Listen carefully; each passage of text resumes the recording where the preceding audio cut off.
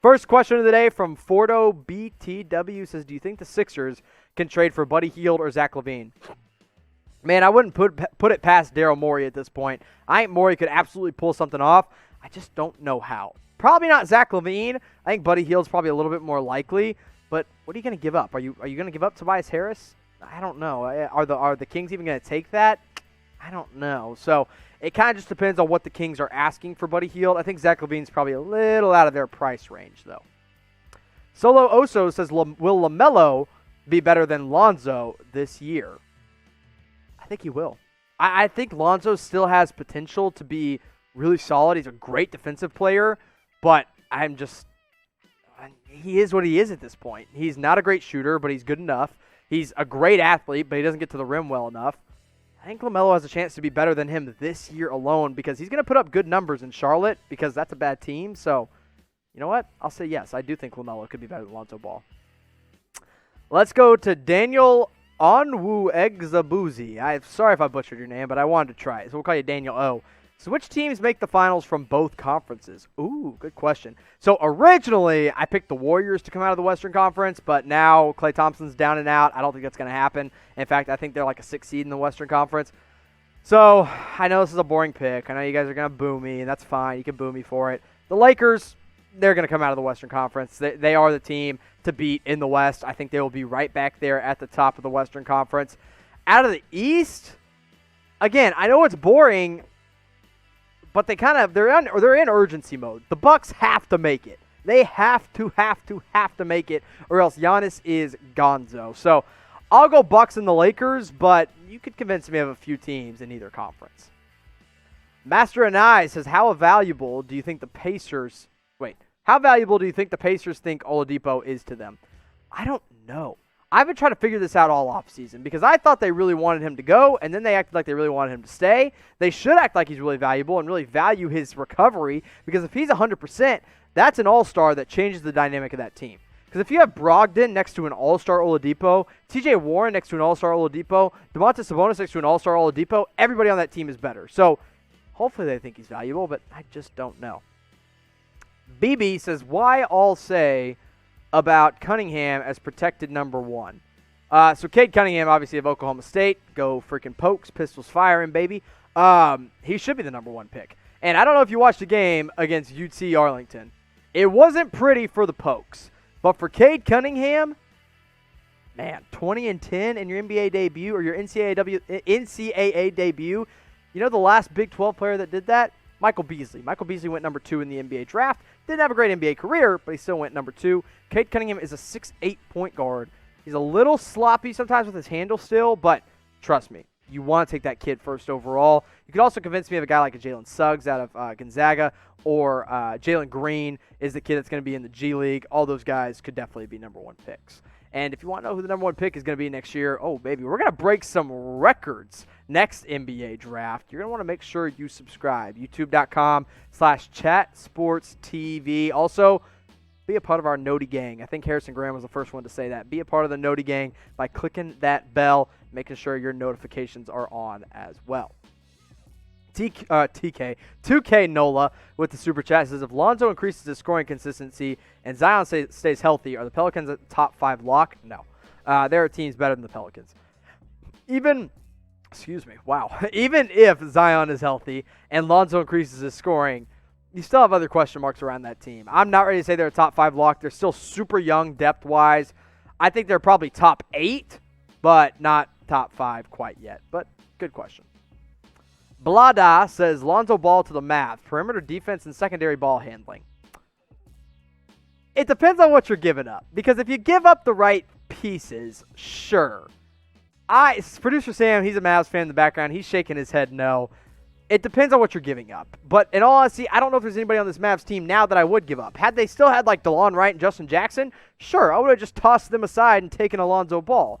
But now you're probably going to have to look at trading one of the young guys like Tyrell Terry or Josh Green. I don't want to do that. Or trading a Josh Richardson or a Tim Hardaway Jr. I don't want to do that. Or trading a Maxi Kleber or Dorian Finney-Smith.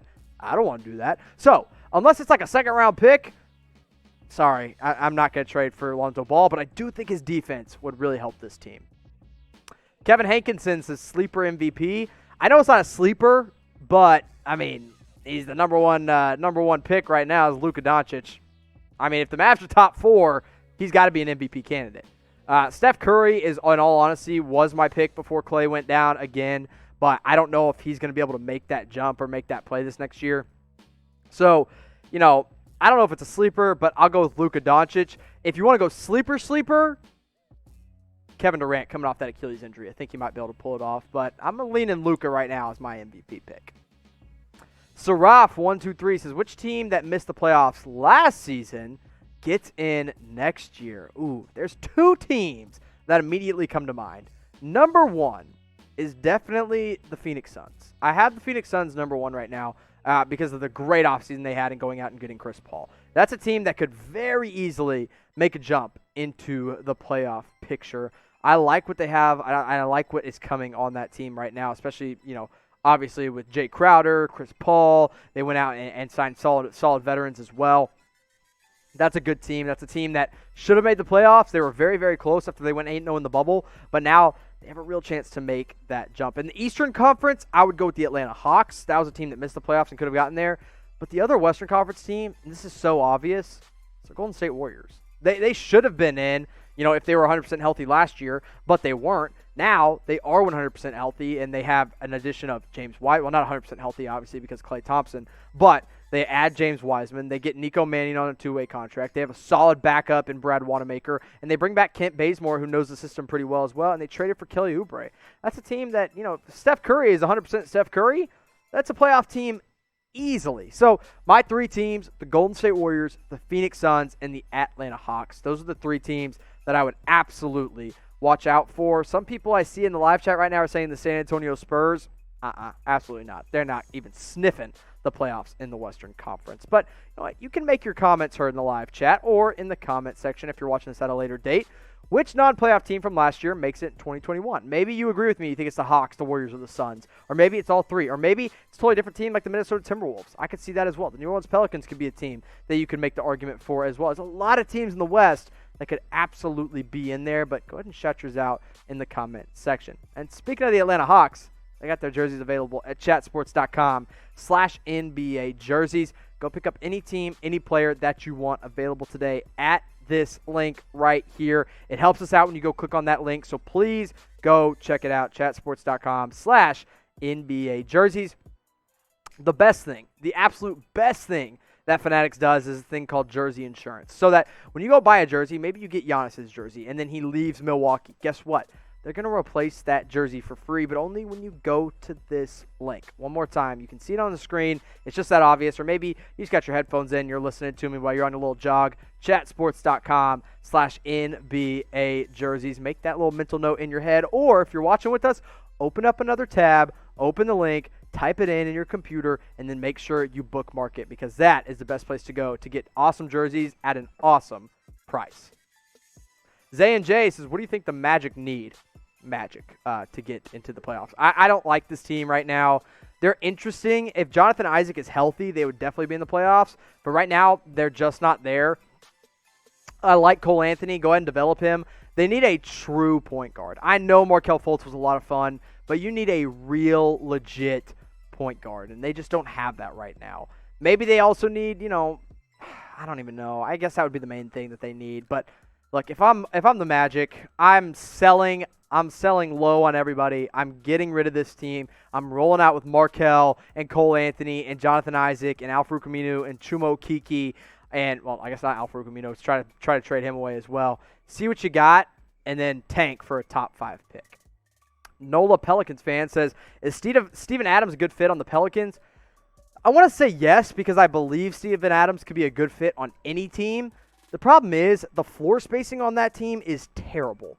Lonzo Ball is not a good three-point shooter. Zion Williamson he made his threes that he shot last year, but he didn't take that many. He needs to prove that he's a good shooter. Steven Adams does not shoot at all. Brandon Ingram is a reliable three-point shooter, and then I guess their point guard right now is Eric Bledsoe. That's a lot of bad shooting. So I like to think yes, because he's just an awesome player, but there are definitely some question marks for that New Orleans team. Cyberdale Yeti says, Sixers trade Mike Scott in 2 seconds for Lou Will. Why would the Clippers do that? There's no reason to trade for Mike Scott in 2 seconds.